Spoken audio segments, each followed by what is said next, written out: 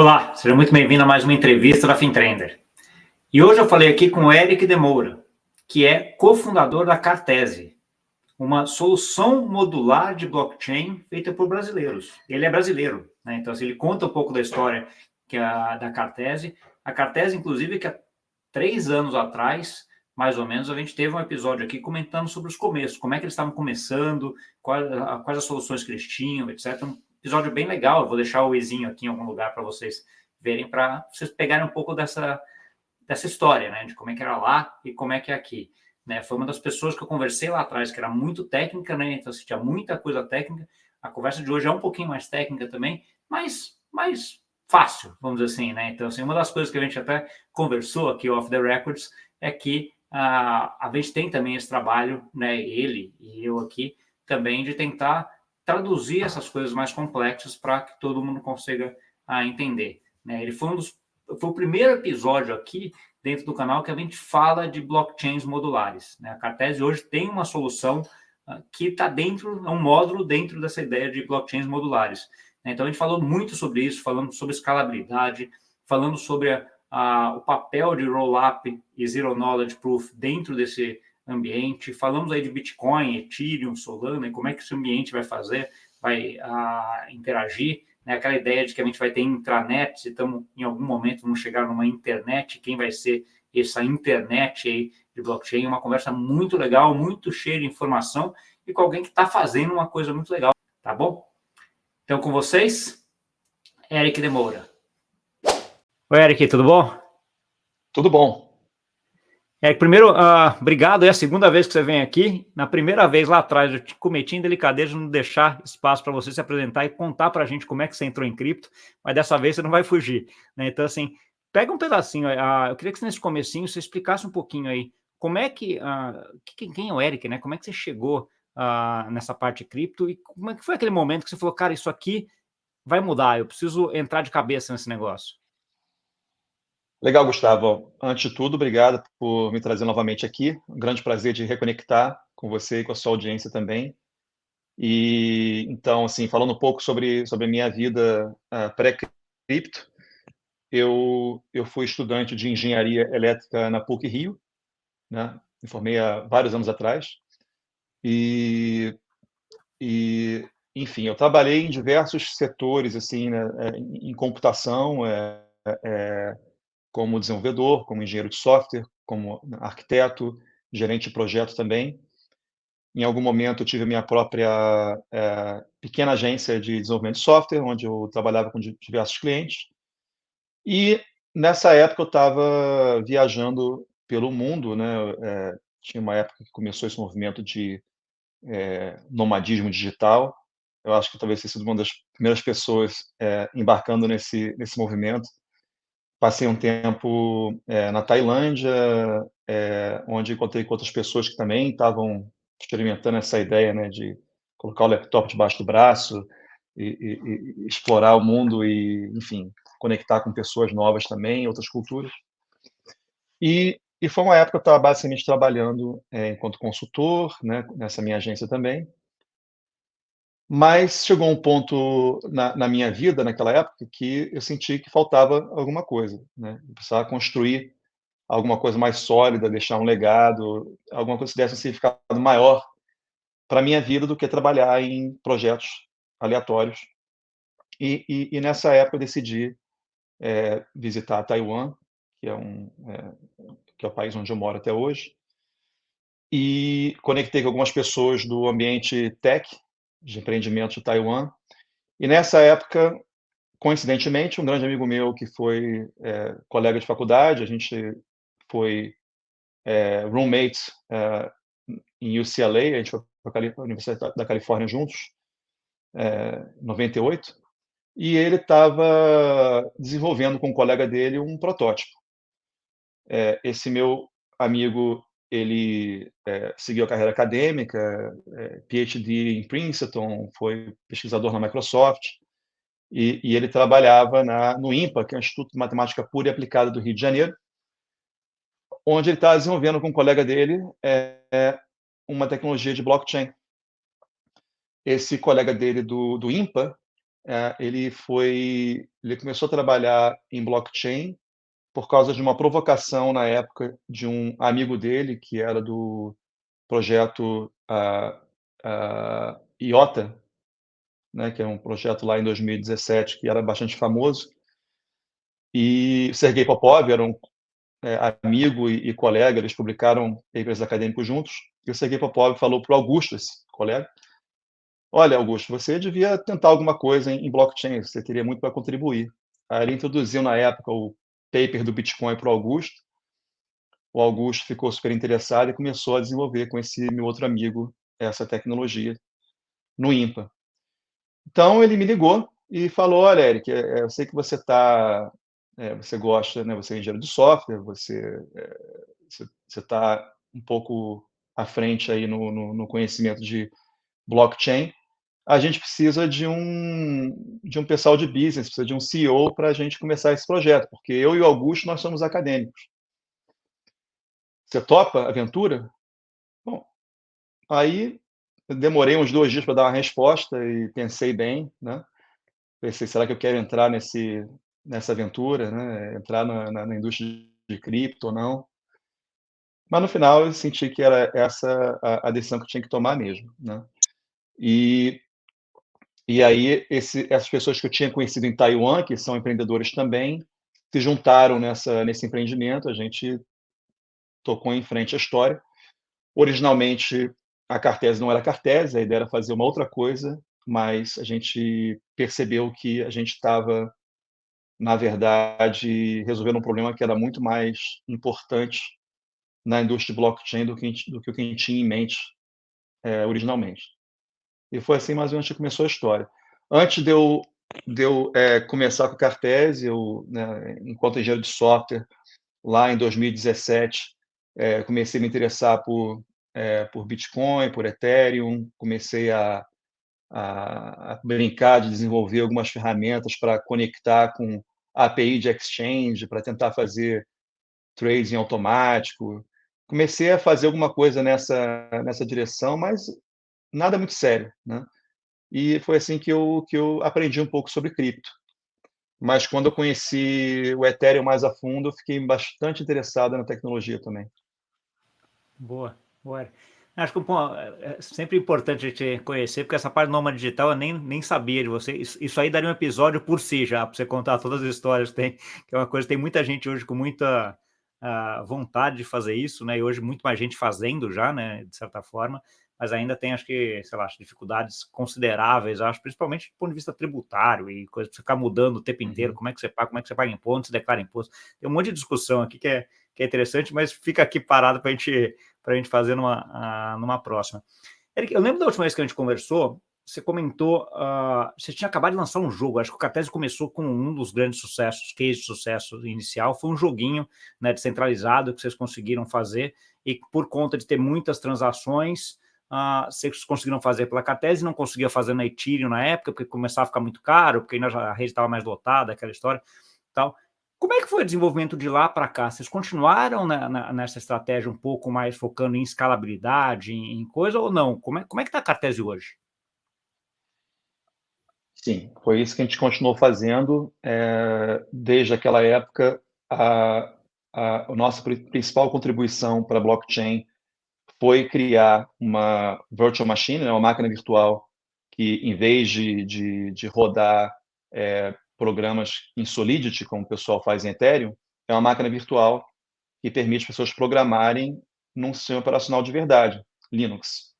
Então, além da máquina virtual, a gente usou e desenvolveu técnicas de escalabilidade para poder comportar nessa máquina um nível de computação que seria muito maior do que as pessoas conseguiriam fazer na rede Ethereum, tá? E a gente seguiu nisso desde o início. Havia outros projetos em paralelo também, mas com o passar do tempo a gente acabou focando em Cartese. O nosso principal tecnologia chama-se Cartese Rollups, que é um sistema de Layer 2 ou Layer 3, que é modular, que pode rodar em cima de redes como Ethereum, mas também pode rodar em Optimism, pode rodar em Arbitrum ou outras chains também, a gente pode falar um pouco mais sobre isso depois. Onde não só a Cartese escala a computação, mas também traz pela primeira vez para o mundo de blockchain e cripto a possibilidade do desenvolvedor de aplicação centralizada poder usar um ambiente de programação igual ao que as pessoas usam no mundo de Web 2, no mundo da internet. Porque hoje, se você desenvolve para blockchain, para fazer um smart contract, você precisa aprender uma linguagem como Solidity e está sujeito a tremendas restrições, não só de computação, de limite de computação e dados, como de programação também. Então, os desenvolvedores são obrigados a reinventar a roda. Eles não têm funções básicas que qualquer programador de Web 2 tem no dia a dia, como, por exemplo, ler um arquivo, escrever um arquivo, até funções matemáticas básicas, né? Então, é isso que a Cartese se propõe a fazer. E a máquina virtual da Cartese é certamente o ponto assim, mais importante, a maior contribuição que a gente trouxe para o espaço. E a gente sentiu que agora, né, em 2024, o que a gente vinha desenvolvendo está fazendo um tremendo sentido. Parecia que a gente começou um pouco antes do momento, mas agora com o debate sobre modularidade, sobre máquinas virtuais alternativas, né? E a necessidade que as pessoas estão tendo de desenvolver coisas para além de DeFi, de NFT, a Cartese agora está num momento bem bacana assim, para se estabelecer. Entendi.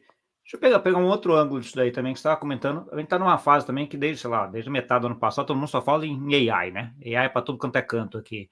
Né? Então, assim, quando você está falando de uma virtual machine que tem uma capacidade computacional maior, ela também facilita aplicações de inteligência artificial nisso daqui. Estou certo ou estou errado em relação a isso?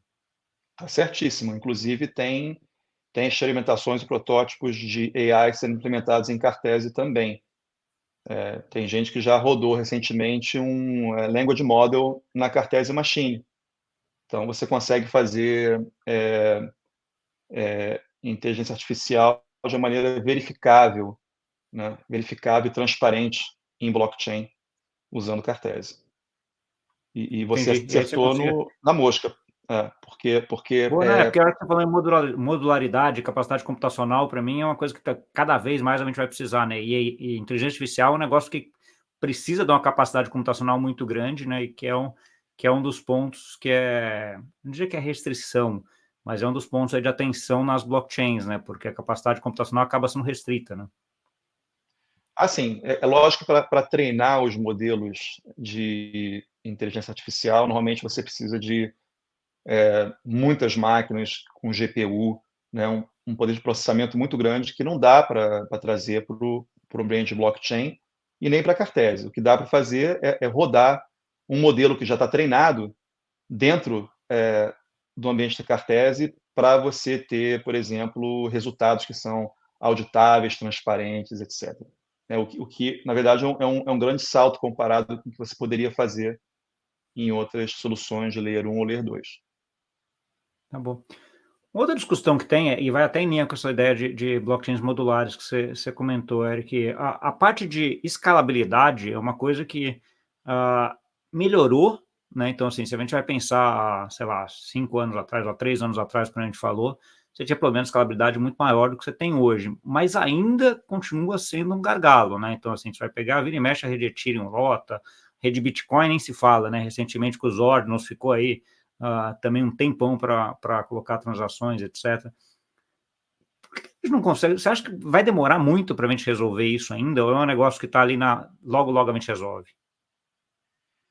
Não, vai melhorar e está melhorando muito esse ano com tecnologias de data availability e rollups como o que o Cartese está implementando. Tá? Basicamente, o problema de escalabilidade de computação que a gente tem tido até hoje é porque você tem como se fosse um único computador compartilhado pelo mundo inteiro e todas as aplicações. Então, isso não poderia escalar.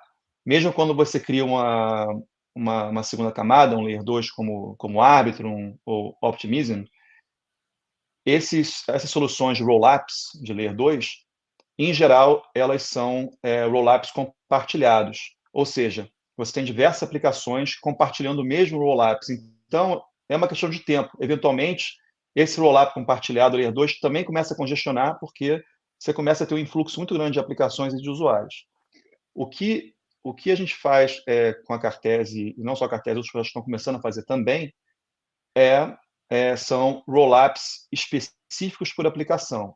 É como se você tivesse uma rede Layer 2 para cada aplicação que vai ser criada ou lançada, né? Então, aí você não tem mais essa competição do mundo inteiro, de todos os usuários da rede de blockchain, competindo por uma única máquina, uma única CPU. Você tem uma máquina, pelo menos, para cada, né, uma virtual machine para cada aplicação. E com isso você consegue escalar computação em muitas vezes, o que permite criar novos tipos de casos, né, de aplicações, casos de uso, que é mais ou menos onde a gente está atuando. Isso é em termos de escala computacional. Agora, tem projetos que também estão escalando dados. Então, você vai ouvir falar em disponibilidade de dados, data availability, né? A própria rede Ethereum recentemente introduziu os blobs, que torna o preço dos dados muito mais barato na rede. E você tem outros projetos como Celestia, a EigenDA e outros que estão tornando dados muito mais baratos. Então, se você pensa computação em duas dimensões, uma dimensão computacional e uma dimensão de dado. Se você tem muito mais poder computacional e seus dados são muito mais baratos, nesse cruzamento você consegue ter aplicações muito mais interessantes. É nesse ponto que a gente está chegando agora. Entendi, entendi. Uma outra coisa, sempre que eu escuto falar nisso, tem o papel de ZK também, né? Zero Knowledge, um pouco também como sendo uma tecnologia que está vindo aí. Tem muita gente falando que ela também ajuda muito a resolver isso daí. Como é que é a tua visão sobre isso? Ela ajuda mesmo em questão de escalabilidade ou ela é mais uma ferramenta de privacidade? Ambos. E teve muito progresso em ZK. Existem soluções de Layer 2 que são baseadas em ZK. E certamente para um conjunto de aplicações, ZK vai até ser melhor do que Optimistic Rollups, que é a estratégia que a Cartese, a Arbitrum e Optimism usam, né? Então você tem projetos como ZK Sync, que são baseados em Zero Knowledge Proofs, e são projetos de escalabilidade também.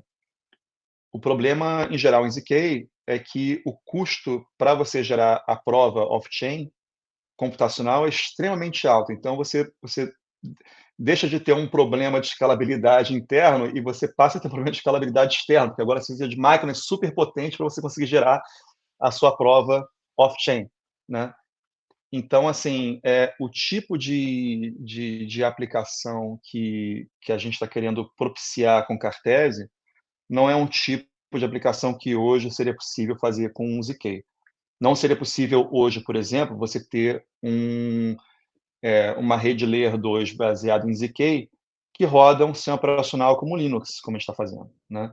Então, a gente escolheu, no nosso caso, implementar rollups otimistas em vez de ZK, justamente para poder ter essa performance computacional mais alta. Entendi. Eric, como é que você analisa, assim, se a gente for analisar o sucesso da Cartese, sei lá, esses últimos 3 anos, pelo menos, desde a última conversa nossa, né? Que métrica você olha e fala assim, cara, isso daqui foi perto do que a gente foi, ou foi acima do que eu queria? Como é que você avalia sucesso aí nesse período? A Cartese mudou muito desde quando a gente se falou pela primeira vez. Uma das coisas mais importantes que aconteceram desde o ano passado foi uma descentralização gradativa e maior do nosso ecossistema, tá? Então, hoje a gente tem uma plataforma de governança descentralizada, a gente tem diversas unidades e grantees que participam do ecossistema, ajudam na tomada de decisão e trazem as propostas. Tudo isso hoje é feito em público numa plataforma digital, onde qualquer pessoa pode participar. Esse foi uma das grandes coisas que aconteceram desde da última vez que nós nos falamos em 2020, 2021, que o projeto se tornou um projeto descentralizado e há iniciativas de tornar cada vez mais descentralizado, porque a nossa intenção é que essa tecnologia, bom, ela já não é proprietária, é uma tecnologia open source, mas a gente quer que ela seja utilizada amplamente por todo mundo, né. E em termos de Vitória, assim, ter especificado e implementado essa máquina virtual, que é uma exclusividade da Cartese, né, que ninguém implementou algo similar, é para a gente, assim, talvez o maior, o maior ganho aí nesse período. E desde o ano passado, a gente já deployou em mainnet a primeira solução baseada em Cartese Rollups, e hoje tem diversas experimentações, aplicações e novos projetos surgindo no nosso ecossistema. Então a gente está agora num ponto, onde a tecnologia está pronta e agora sim estão começando a aparecer os projetos em cima da nossa tecnologia. Então é um momento bastante auspicioso para o projeto. Legal. Conta um pouquinho mais sobre essa parte da descentralização, desse processo de descentralização, Eric. É uma coisa que eu vejo, todos os protocolos, em geral, começam centralizados e depois migram para uma coisa mais DAO, mais descentralizada, mas não é uma coisa trivial fazer isso daqui, né? Conta um pouquinho para a gente esse processo de vocês, como é que foi, quais são os aprendizados e as dúvidas que vocês tiveram nesse processo. É um processo interessantíssimo, mas doloroso também, né, porque, não só a Cartese, mas imagino todos os projetos que estão, flertando ou implementando descentralização, passam por diversos desafios, porque são mares não navegados, né, a gente está numa fronteira de experimentação tecnológica e de experimentação de governança. Então, muita coisa que é feita na Cartese e em outros projetos é em caráter experimental, algumas coisas funcionam bem, outras não, né. No nosso caso, assim, em um momento, basicamente foi necessário, sabe, como puxar o band-aid de uma vez só, a gente teve que fazer uma mudança abrupta para conseguir, passar de nível, porque se a gente fosse gradualmente, talvez a gente não conseguisse, mudar de fase. Então, assim, foi um sucesso porque, assim, deu certo, a gente encontrou vários desafios que a gente está lidando com eles até hoje, mas deu certo. Uma das coisas, por exemplo, como eu te falei, foi a criação desse fórum técnico, onde as futuras implementações e features, da Cartese são debatidas em público, são definidas por um quórum, de pessoas de diversas, frentes disciplinares, e toda a nossa conversa, pesquisa e desenvolvimento é feito sob os olhos públicos. A gente não usa, ferramentas de comunicação privadas como o Slack, nós passamos a usar o Discord e qualquer pessoa pode vir, ver e participar das discussões de pesquisa, conversar, acessar diretamente os engenheiros que estão trabalhando na Cartese. Então, assim, foi uma mudança bastante grande, assim, que até agora, nós estamos, assim, tentando, estamos avaliando e estamos ajustando as coisas que não funcionam muito bem, né. Mas de forma geral, tem sido um sucesso e tem muita coisa à frente bacana para ser implementada também. Então a gente está em contínua discussão sobre como tornar o protocolo e o projeto mais descentralizado. Tá bom. Tem uma discussão que eu vejo muito aqui, que aconteceu, sei lá, até metade do ano passado, aí de 2023, a gente falava de inovação, era sempre rede Ethereum ou o ecossistema Ethereum, vai não só a rede Ethereum, mas dentro do ecossistema inteiro. Né? E de lá para cá a gente vê o pessoal da rede Bitcoin começando a se movimentar um pouco aí, e vindo aí com muitas inovações, Ordinals, a parte do Runes agora, e várias coisas que estão acontecendo na rede Bitcoin. E aí eu vejo duas discussões, assim, uma discussão principal que é essa de Bitcoin vem competir com Ethereum, mas eu vejo algumas discussões também tentando pegar o melhor dos dois aqui, né? Então pega a parte de inovação do Ethereum, a parte de segurança do Bitcoin. Como é que você está vendo esse ambiente aí de blockchains como um todo? Eu vou até voltar um pouquinho antes, porque assim, lá, quando a gente conversou lá atrás, a gente tinha aquela discussão de escalabilidade, né? Claramente, naquele momento, a gente estava com a rede Bitcoin, rede Ethereum lotada, você não conseguia fazer nada, praticamente nada, estava muito.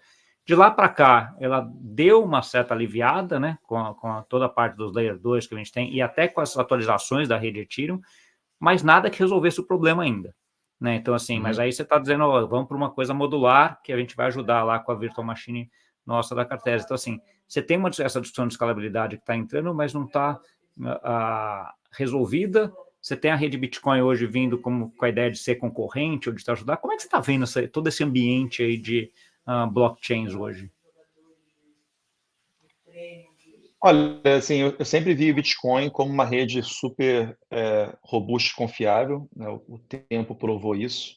Quantidade de capital hoje no Bitcoin é testemunho da segurança da rede, mas é uma rede que até agora me parece uma rede mais voltada para guardar valor monetário, né? Não foi uma rede que foi concebida para ser uma rede computacional, uma rede para você rodar aplicações descentralizadas genéricas. Bitcoin foi concebido para ser uma rede específica para criar uma espécie de um dinheiro digital, né?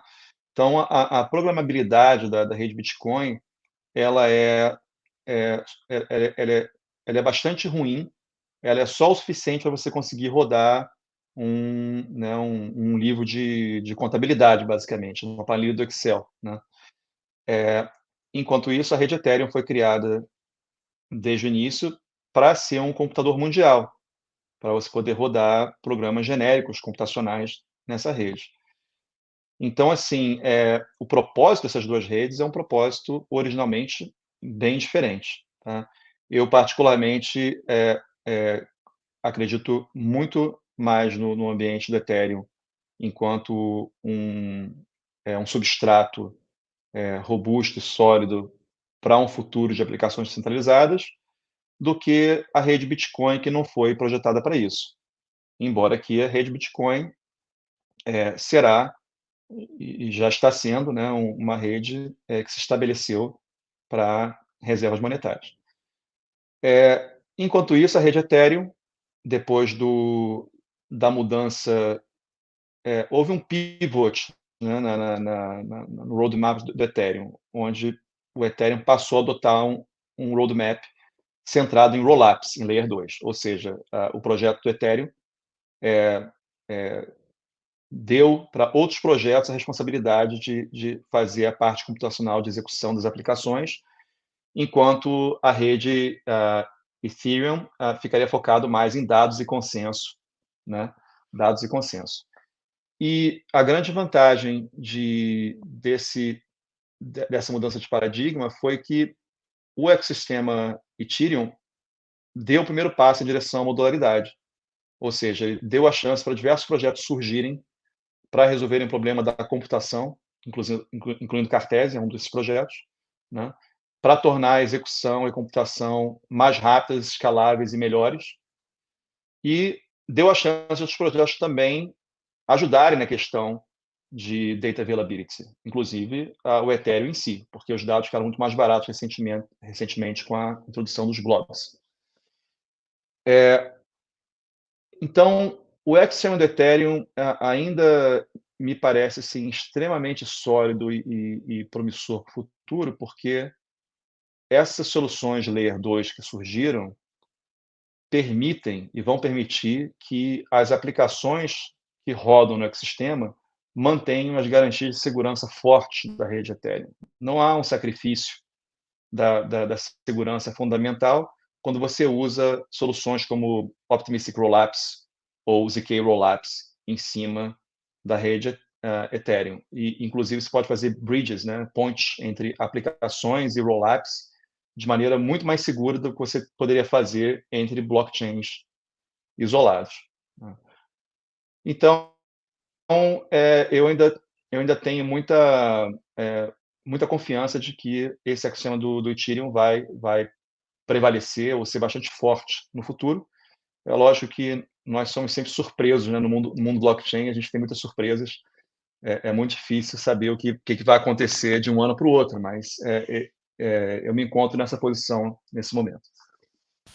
Tá, né? E a gente vê aí nos últimos anos, de certa forma, concordo contigo aí, porque eu vejo também que a própria rede Ethereum evolui muito rápido até, ela consegue se adaptar aí para esses novos desafios, o que é interessante, você pegar a rede Ethereum lá em 2016, 17, ela é muito diferente até do que está hoje, né?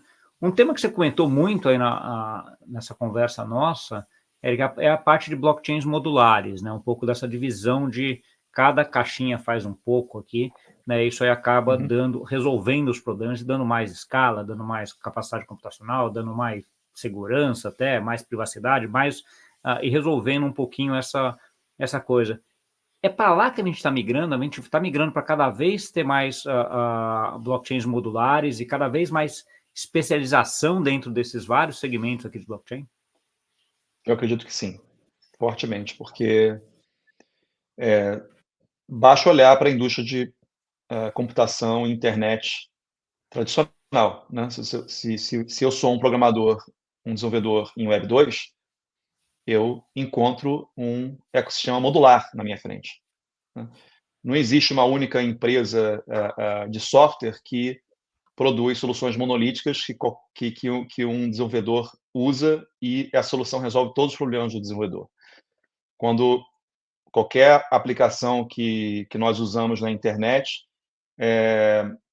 essas aplicações são desenvolvidas em cima de diversos módulos de stacks de software, de bibliotecas e de peças de infraestrutura que foram e são mantidas por projetos, companhias, desenvolvedores diferentes.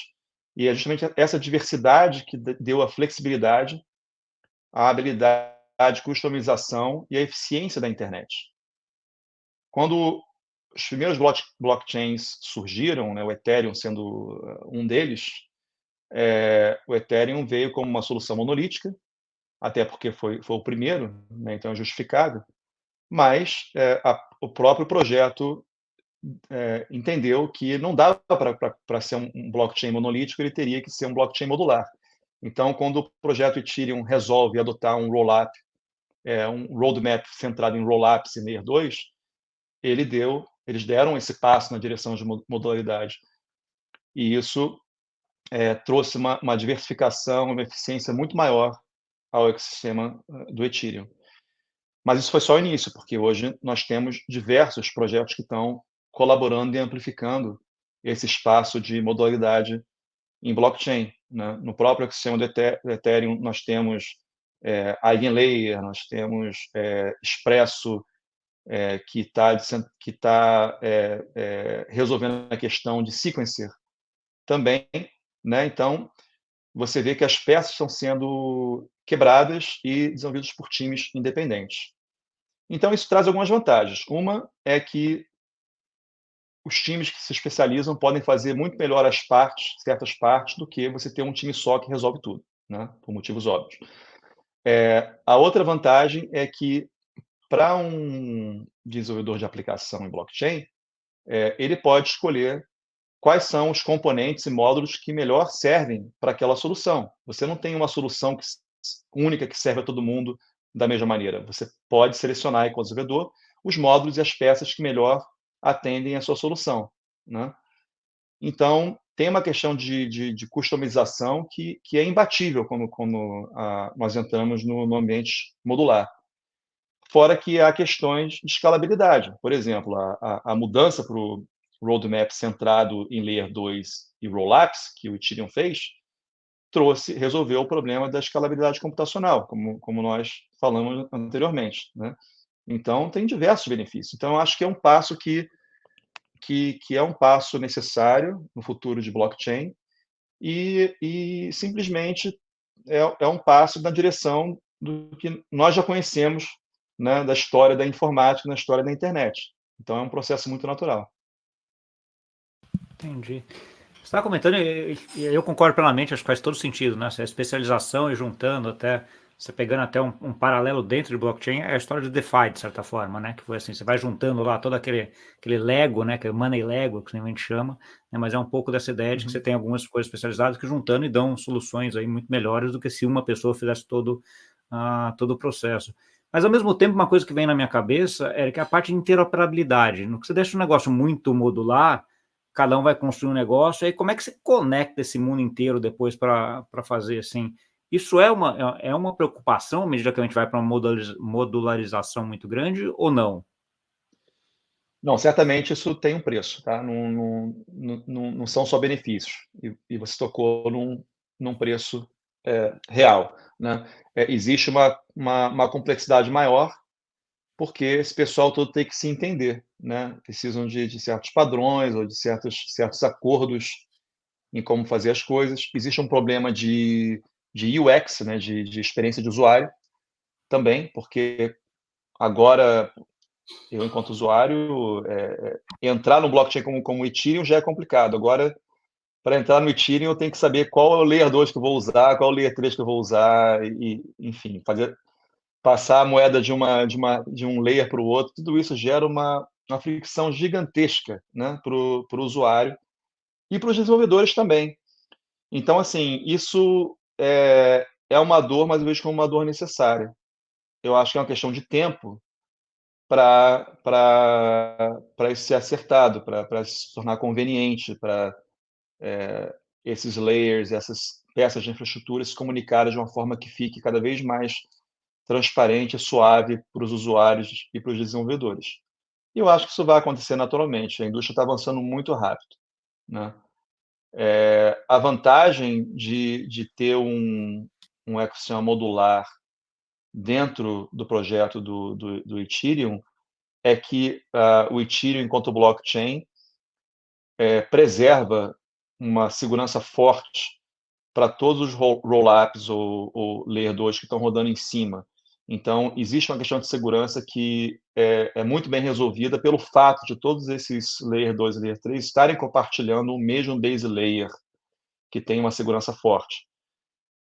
Mas, de novo, existe uma complexidade de integração entre essas partes. Tá bom. É uma visão que eu estava vendo esses dias e que é um pouco do que a gente estaria no momento agora de criação de várias intranets, né? Fazendo paralelo com a internet aqui, né? Então, assim, são várias blockchains, são vários bancos centrais até fazendo suas próprias redes, né? CBDCs, então, assim, um monte de intranets ali abertas e fechadas e que em algum momento a gente vai chegar numa internet aí de blockchain, né? É a tua visão também? A gente está indo para esse caminho? Eu acredito que sim. Inclusive, eu vejo o Ethereum hoje como sendo talvez esse hub principal, essa internet e todas essas layers que surgem em cima do Ethereum como sendo essas intranets que podem se interoperar, né? Mas tem muita água para rolar, passar debaixo dessa ponte ainda, né? Então, você vê projetos como Solana e muitos outros que são muito interessantes, tem uma comunidade enorme, tem muitos desenvolvedores e pesquisadores bons criando um ecossistema rico em cima também. Então, eu acho que nós ainda vamos ver muita surpresa nesse caminho. Tá bom. Um outro ponto que você comentou agora, a parte de UX, né? Toda essa fricção aí de utilização de cripto, né? Aquela história, você tem um rollup lá, mas tem a Polygon, você tem que ter Matic para usar Polygon, árbitro não, você consegue fazer com Ethereum, toda essa bagunça aí, que até para a gente que está no dia a dia é confuso, né? Então, assim, para o usuário que está chegando, então o negócio é mais complexo ainda.